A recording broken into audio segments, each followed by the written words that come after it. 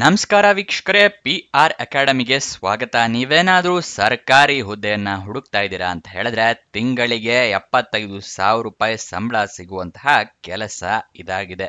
ಇದು ಯಾವ ಕೆಲಸ, ಹೇಗೆ ಅರ್ಜಿಯನ್ನ ಹಾಕೋಬೇಕು, ವಯೋಮಿತಿ, ಡೀಟೇಲ್ಸು, ಎಜುಕೇಶನ್ ಕ್ವಾಲಿಫಿಕೇಶನ್ ಇದೆಲ್ಲದರ ಬಗ್ಗೆ ಸಂಪೂರ್ಣ ಮಾಹಿತಿಯನ್ನ ತಿಳಿಸ್ಕೊಡ್ತೀನಿ. ವಿಡಿಯೋನ ಕೊನೆ ತನಕ ನೋಡಿ. ವಿಡಿಯೋ ಶುರು ಮಾಡೋದಕ್ಕೂ ಮುಂಚೆ ಇನ್ನೂ ಈ ಚಾನಲ್ ಸಬ್ಸ್ಕ್ರೈಬ್ ಆಗಿಲ್ವೇನ್ರಿ? ಇವಾಗಲೇ ಸಬ್ಸ್ಕ್ರೈಬ್ ಆಗಿ ಪ್ರತಿ ದಿನನೂ ಗವರ್ನಮೆಂಟ್ ಮತ್ತೆ ಪ್ರೈವೇಟ್ ಸೆಕ್ಟರ್ ಜಾಬ್ ಡೀಟೇಲ್ಸ್ ನ ತಿಳ್ಕೋಬಹುದು. ಹಾಗೆ ಪಕ್ಕದಲ್ಲಿರೋ ಬೆಲ್ ಐಕನ್ ಪ್ರೆಸ್ ಮಾಡಿ. ವಿಡಿಯೋ ಅಪ್ಲೋಡ್ ಆಗಿದ ತಕ್ಷಣ ನಿಮಗೆ ನೋಟಿಫಿಕೇಶನ್ ಬರುತ್ತೆ. ವಿಡಿಯೋನ ಶುರು ಮಾಡೋಣ.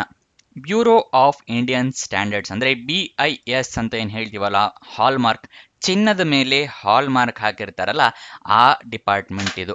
ಅದಕ್ಕೆ ಹೇಳ್ತಾ ಇರ್ತಾರೆ ಜ್ಯುವೆಲ್ರಿ ಶಾಪ್ ಅವರೆಲ್ಲ ಹಾಲ್ಮಾರ್ಕ್ ಇರುವಂತಹ ಜ್ಯುವೆಲ್ರಿನೇ ತಗೊಳ್ಳಿ ಅಂತ ಹೇಳಿ. ಇವರೇ ಈ ಡಿಪಾರ್ಟ್ಮೆಂಟ್ ಇಂದಾನೆ ಆ ಹಾಲ್ಮಾರ್ಕ್ ಎಲ್ಲ ಹಾಕೋದು. Bureau of Indian standard, BIS hallmark ಅಂತ ಏನ್ ಹೇಳ್ತೀವಲ್ಲ ಅದು. 160 ಹುದ್ದೆ ಖಾಲಿ ಇರುತ್ತೆ. ಉದ್ಯೋಗ ಸ್ಥಳ ಅಖಿಲ ಭಾರತದಲ್ಲಿ ಹುದ್ದೆಗಳು ಖಾಲಿ ಇರುತ್ತೆ. ಇದು ಯಾವ ಹುದ್ದೆ ಅಂತ ಹೇಳಿದ್ರೆ ಕನ್ಸಲ್ಟೆಂಟ್ಸ್ ಹುದ್ದೆ ಇದಾಗಿರುತ್ತೆ. 75,000 ರೂಪಾಯಿ ತಿಂಗಳಿಗೆ ಸ್ಯಾಲ್ರಿ ಇರುವಂತಹ ಜಾಬ್ ಇದಾಗಿದೆ. ಇದಕ್ಕೆ ವಯೋಮಿತಿಯ ಡೀಟೇಲ್ಸ್ ನ ನೋಡೋದಾದ್ರೆ ಮಿನಿಮಮ್ 18 ವರ್ಷ ಆಗಿರಬೇಕು. ಮ್ಯಾಕ್ಸಿಮಮ್ 65 ವರ್ಷದವರು ಕೂಡ ಅರ್ಜಿಯನ್ನ ಹಾಕೋಬಹುದು. 18ರಿಂದ 65 ವರ್ಷ ವಯೋಮಿತಿಯ ಡೀಟೇಲ್ಸ್ ಆಗಿರುತ್ತೆ. ನೆಕ್ಸ್ಟ್, ಅಪ್ಲಿಕೇಶನ್ ಫೀಸ್ ವಿವರ ತಿಳ್ಕೊಳ್ಳೋದಾದ್ರೆ ಅಪ್ಲಿಕೇಶನ್ ಫೀಸ್ ಏನೂ ಇರೋದಿಲ್ಲ. ಉಚಿತವಾಗಿ ನೀವು ಅರ್ಜಿಯನ್ನ ಹಾಕೋಬಹುದು. ಸರ್ಕಾರಿ ಹುದ್ದೆಗಳಿಗೆ ಕೆಲವೊಂದ್ಸಲ 500, 1,000 ರೂಪಾಯಿ, 1,500 ರೂಪಾಯಿ ತನಕ ಇರುತ್ತೆ. ಇದಕ್ಕೆ ಏನು ಇಲ್ಲದೆ ಇರೋದು ಒಂದು ಒಳ್ಳೆಯ ವಿಷಯ. ಹಾಗಾಗಿ ಎಲ್ಲರೂ ಅರ್ಜಿಯನ್ನ ಹಾಕೊಳ್ಳಿ. ನೆಕ್ಸ್ಟ್, ನಿಮಗೆ ಸೆಲೆಕ್ಷನ್ ಪ್ರೋಸೆಸ್ ಏನಿರುತ್ತೆ ಅನ್ನೋದನ್ನ ತಿಳಿಸ್ಕೊಡ್ತೀನಿ. ಅದಕ್ಕಿಂತ ಮುಂಚೆ ನೆನಪಿಸ್ತಾ ಇದ್ದೀನಿ, ಇನ್ನೂ ಈ ವಿಡಿಯೋಗೆ ಲೈಕ್ ಮಾಡಿಲ್ಲ ಅಂತ ಹೇಳಿದ್ರೆ ದಯವಿಟ್ಟು ಲೈಕ್ ಮಾಡಿ. ಹಲವಾರು ಜನರಿಗೆ ಈ ವಿಡಿಯೋನ ತಲುಪೋ ತರ ಮಾಡಿ. ಮತ್ತೆ ನಿಮ್ಮ ಫ್ರೆಂಡ್ಸ್ ಅಥವಾ ರಿಲೇಟಿವ್ಸ್ ಯಾರಾದರೂ ಜಾಬ್ ಹುಡುಕ್ತಾ ಇದ್ದಾರೆ ಅಂತ ಹೇಳಿದ್ರೆ ಅಂಥವರಿಗೆ ಈ ವಿಡಿಯೋನ, ಈ ಚಾನೆಲ್ ಎಲ್ಲ ಶೇರ್ ಮಾಡಿ. ಅವರಿಗೂ ಕೂಡ ಜಾಬ್ ಹುಡುಕೋಕೆ ಹೆಲ್ಪ್ ಆಗುತ್ತೆ. ಇವಾಗ ಸೆಲೆಕ್ಷನ್ ಪ್ರೋಸೆಸ್ ವಿವರ ಏನಿದೆ ಅಂತ ಹೇಳಿ ತಿಳ್ಕೊಳ್ಳೋಣ.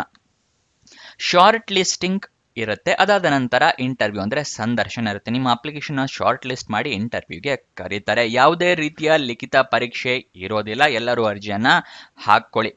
ನೆಕ್ಸ್ಟ್, ಈ ಸ್ಟೆಪ್ಸ್ಗಳನ್ನ ಫಾಲೋ ಮಾಡಿದ್ರೆ ನಿಮಗೆ ಜಾಬ್ ಪಕ್ಕಾ ಸಿಗುತ್ತೆ. ಇದು ಯಾವ ಸ್ಟೆಪ್ಸು ಏನು ಅಂತ ಹೇಳಿ ತಿಳಿಸ್ಕೊಡ್ತೀವಿ, ಗಮನ ಕೊಟ್ಟು ನೋಡ್ಕೊಳ್ಳಿ.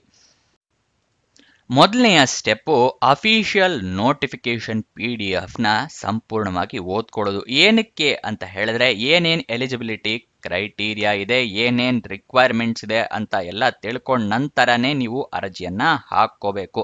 ಅದಕ್ಕೋಸ್ಕರ ಇದು ಓದ್ಕೊಳ್ಳೋದು ಅತಿ ಮುಖ್ಯ. ಇದು ಏನೋ ಓದ್ಕೊಳ್ಳಿ ಅಂತ ಹೇಳಿದ್ರಿ, ಆದ್ರೆ ಅಫಿಷಿಯಲ್ ನೋಟಿಫಿಕೇಶನ್ ಎಲ್ಲಿ ಸಿಗುತ್ತೆ ಅಂತ ನೀವು ಕೇಳಿದ್ರೆ ವಿಡಿಯೋ ಡಿಸ್ಕ್ರಿಪ್ಷನ್ ಅಲ್ಲಿ ಟೆಲಿಗ್ರಾಮ್ ಚಾನೆಲ್ ನ ಲಿಂಕ್ ಕೊಟ್ಟಿದ್ದೀವಿ. ಅಲ್ಲಿಂದ ಕ್ಲಿಕ್ ಮಾಡಿ ಟೆಲಿಗ್ರಾಮ್ ಚಾನೆಲ್ ನ ಜಾಯಿನ್ ಆಗಿ ಅಫಿಷಿಯಲ್ ನೋಟಿಫಿಕೇಶನ್ PDF ನ ನೀವು ಡೌನ್ಲೋಡ್ ಮಾಡ್ಕೋಬಹುದು. ಈಗ ಸೆಕೆಂಡ್ ಸ್ಟೆಪ್ಸ್ ನ ತೋರಿಸ್ತಾ ಇದ್ದೀನಿ. ಅಪ್ಲಿಕೇಶನ್ ನ ನೀವು ಆನ್ಲೈನ್ ಮುಖಾಂತರ ಹಾಕೋಬೇಕು. ಆನ್ಲೈನ್ ಅರ್ಜಿಯಲ್ಲಿ ಇಮೇಲ್ ID, ಮೊಬೈಲ್ ನಂಬರ್ ಇದನ್ನೆಲ್ಲ ಕರೆಕ್ಟ್ ಆಗಿ ಮೆನ್ಷನ್ ಮಾಡಿ. ನಿಮಗೇನಾದರೂ ಜಾಬ್ ಸಿಕ್ಕಿದ್ರೆ ಇಮೇಲ್ ಮುಖಾಂತರ ಅಥವಾ SMS ಮುಖಾಂತರ ನಿಮಗೆ ಕಮ್ಯುನಿಕೇಟ್ ಮಾಡ್ತಾರೆ. ಅದಕ್ಕೋಸ್ಕರ ಓಕೆನಾ. ನೆಕ್ಸ್ಟ್, ನೀವು ಡಾಕ್ಯುಮೆಂಟ್ಸ್ನೆಲ್ಲ ರೆಡಿ ಇಟ್ಕೋಬೇಕು. ಯಾವುದು ಅಂತ ಕೇಳ್ತಾ ಇದ್ದೀರಾ?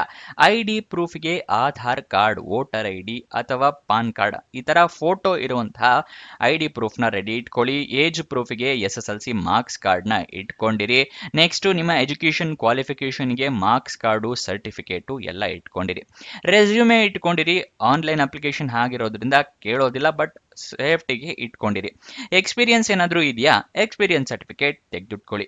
ಅಪ್ಲಿಕೇಶನ್ ಏನೋ ಆನ್ಲೈನ್ ಹಾಕೋಬೇಕು ಅಂತ ಹೇಳಿದೆ, ಅದು ಎಲ್ಲಿ ಸಿಗುತ್ತೆ ಅಂತ ನಿಮಗೆ ವಿಡಿಯೋದಲ್ಲಿ ಮುಂದೆ ತಿಳಿಸ್ಕೊಡ್ತೀವಿ. ನೆಕ್ಸ್ಟ್, ಅಪ್ಲಿಕೇಶನ್ಗೆ ಡಾಕ್ಯುಮೆಂಟ್ಸ್ ಎಲ್ಲ ರೆಡಿ ಇಟ್ಕೊಳ್ಳಿ ಅಂತ ಏನೋ ಹೇಳ್ತೆ, ಆದರೆ ನೀವು ಪ್ರಿಂಟ್ ಔಟ್ ತಗೊಂಡಿಟ್ಕೊಂಡ್ರೆ ಉಪಯೋಗ ಇಲ್ಲ. ನೀವೆಲ್ಲದ್ರದ್ದು ಸ್ಕ್ಯಾನರ್ಡ್ ಕಾಪೀಸ್ ಇಟ್ಕೋಬೇಕಾಗತ್ತೆ.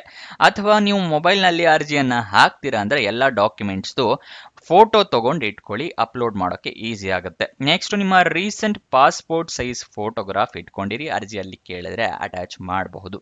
ಅಪ್ಲಿಕೇಶನ್ ಎಲ್ಲ ಫಿಲಪ್ ಮಾಡಿದ ನಂತರ ಸಬ್ಮಿಟ್ ಬಟನ್ ನ ಕ್ಲಿಕ್ ಮಾಡ್ತಿರಲ್ಲ, ಸಬ್ಮಿಟ್ ಬಟನ್ ನ ಕ್ಲಿಕ್ ಮಾಡಿದ ಮೇಲೆ ಅಪ್ಲಿಕೇಶನ್ ನಂಬರು ಅಥವಾ ರಿಕ್ವೆಸ್ಟ್ ನಂಬರ್ ಈ ತರ ಏನಾದರೂ ಬಂದ್ರೆ ಅದನ್ನ ಬರೆದು ಇಟ್ಕೊಳ್ಳಿ ಅಥವಾ ಫೋಟೋ ತಗೊಂಡು ಇಟ್ಕೊಳ್ಳಿ, ನಿಮ್ಮ ಫ್ಯೂಚರ್ ರೆಫರೆನ್ಸ್ಗೆ ಅದು ಬೇಕಾಗುತ್ತೆ. ಈ ಸ್ಟೆಪ್ಸ್ ನ ಫಾಲೋ ಮಾಡಿ ಜಾಬ್ ಪಕ್ಕಾ ಸಿಗುತ್ತೆ.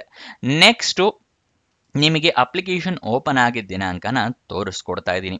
19 ಏಪ್ರಿಲ್ 2025 ಅಪ್ಲಿಕೇಶನ್ ಓಪನ್ ಆಗಿದ್ದ ದಿನಾಂಕ, ಕೊನೆಯ ದಿನಾಂಕ 9 May 2025.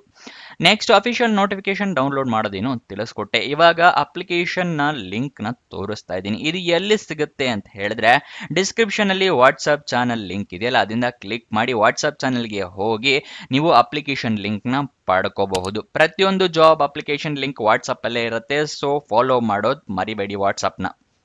Next official website address ಬೇಕು, ಗೂಗಲ್ ನಲ್ಲಿ ಸರ್ಚ್ ಮಾಡಿ ಅಲ್ಲಿಂದನೇ ಜಾಬ್ ಡೀಟೇಲ್ಸ್ ತಿಳ್ಕೊಂತೀವಿ ಅಂದ್ರೆ ಅದನ್ನು ಕೂಡ ಮಾಡಬಹುದು.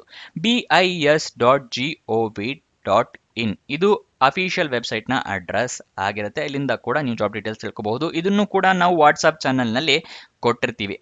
ನೆಕ್ಸ್ಟ್ ನಿಮಗೆ ಎಲಿಜಿಬಿಲಿಟಿ ಡೀಟೇಲ್ಸ್ ಅಂದ್ರೆ ಎಜುಕೇಶನ್ ಕ್ವಾಲಿಫಿಕೇಶನ್ ಏನ್ ಮಾಡಿರಬೇಕು ಅಂತ ಹೇಳಿ ತಿಳಿಸ್ಕೊಡ್ತಾ ಇದೀವಿ. BSc ಆಗಿರಬೇಕು ಅಥವಾ BNYS ಆಗಿರಬೇಕಾಗುತ್ತೆ ಅಥವಾ ಡಿಗ್ರಿ ಗ್ರಾಜ್ಯುಯೇಷನ್ ಅಂದ್ರೆ BE BTech MSc ಅಥವಾ ಮಾಸ್ಟರ್ ಡಿಗ್ರಿ ಪೋಸ್ಟ್ ಗ್ರಾಜ್ಯುಯೇಷನ್ ಏನಾದರೂ ಕಂಪ್ಲೀಟ್ ಮಾಡಿರೋರು ಅರ್ಜಿಯನ್ನ ಹಾಕೋಬಹುದು. ಅದು ಕೂಡ ಎಜುಕೇಶನ್ ಕ್ವಾಲಿಫಿಕೇಶನ್ ರೆಕಗ್ನೈಸ್ಡ್ ಬೋರ್ಡ್ ಅಥವಾ ರೆಕಗ್ನೈಸ್ಡ್ ಯೂನಿವರ್ಸಿಟಿಯಿಂದ ಕಂಪ್ಲೀಟ್ ಮಾಡಿರಬೇಕು. ಇದಿಷ್ಟು ಈ ಜಾಬ್ ನ ವಿವರ. ಏನಾದರೂ ಡೌಟ್ಸ್ ಅಥವಾ ಕ್ವಶನ್ಸ್ ಇದ್ರೆ ಕಮೆಂಟ್ ಬಾಕ್ಸ್ ನಲ್ಲಿ ಕಮೆಂಟ್ ಮಾಡಿ. ಕೊನೆಯದಾಗಿ ನೀವೇನಾದರೂ ಇನ್ಸ್ಟಾಗ್ರಾಮ್ ಯೂಸರ್ ಆಗಿ ನಮ್ಮ ಇನ್ಸ್ಟಾಗ್ರಾಮ್ ಚಾನಲ್ನ ಫಾಲೋ ಮಾಡಿಲ್ಲ ಅಂದರೆ ಡಿಸ್ಕ್ರಿಪ್ಷನ್ನಲ್ಲೇ ಅದರ ಲಿಂಕ್ ಕೂಡ ಇದೆ, ಅಲ್ಲಿಂದ ಕ್ಲಿಕ್ ಮಾಡಿ ಇನ್ಸ್ಟಾಗ್ರಾಮ್ನ ಫಾಲೋ ಮಾಡಿ. ರೀಲ್ ಮುಖಾಂತರ ಜಾಬ್ ಡೀಟೇಲ್ಸ್ ಜಾಬ್ ಅಪ್ಡೇಟ್ಸ್ ಎಲ್ಲ ಪಡ್ಕೋಬಹುದು. ನಿಮ್ಮ ಫ್ರೆಂಡ್ಸ್ ಆ್ಯಂಡ್ ರಿಲೇಟಿವ್ಸ್ಗೆ ಕೂಡ ಇನ್ಸ್ಟಾಗ್ರಾಮಿಂದಾನೇ ಜಾಬ್ ಡೀಟೇಲ್ಸ್ ಎಲ್ಲ ಶೇರ್ ಕೂಡ ಮಾಡಬಹುದು. ಕೊನೆ ತನಕ ನೋಡಿದ್ದಕ್ಕೆ ಧನ್ಯವಾದ. ಇನ್ನೊಂದು ಜಾಬ್ ವಿಡಿಯೋ ಜೊತೆ ಸಿಗೋಣ. ಬಾಯ್ ಬಾಯ್.